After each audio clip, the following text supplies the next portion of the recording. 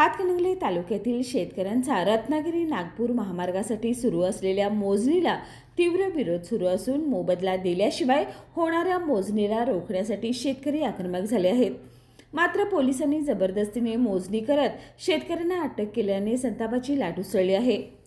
गेल्या वर्षभरापासून राज्य सरकार व शेतकऱ्यांमध्ये या विषयावर संघर्ष सुरू होता। शेतकऱ्यांचा आरोप आहे की कोणत्याही नोटिसा न देता हुकुमशाही पद्धतीने भूसंपादन सुरू आहे। सरकारने योग्य मोबदला आणि पुनर्वसनाची हमी न देता हा प्रकल्प पुढे रेटण्याचा प्रयत्न केल्याने शेतकऱ्यांनी कडाडून विरोध केलाय।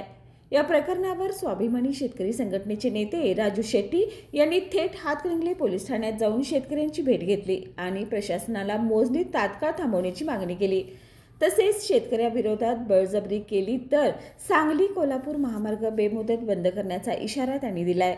दरम्यान या आंदोलनाला अजूनही मोठा प्रतिसाद मिळत असून शेतकऱ्यांच्या हक्कासाठी संघर्ष सुरू राहणार असल्याचं शेतकरी नेत्यांनी स्पष्ट केलंय।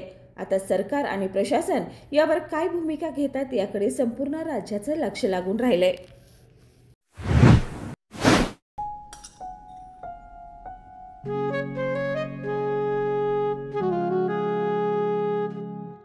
बाबा, आज येताना बासुंदी घेऊन या ना। अगं, कालच आपण आईचा वाढदिवस होता म्हणून आणली होती ना। ऐकलं, गोकुळची बासुंदी पुन्हा खावीशी वाटतेय। खरं सांगू, मलाही खावीशी वाटतेय। पुन्हा पुन्हा खावीशी वाटणारी गोकुळ बासुंदी।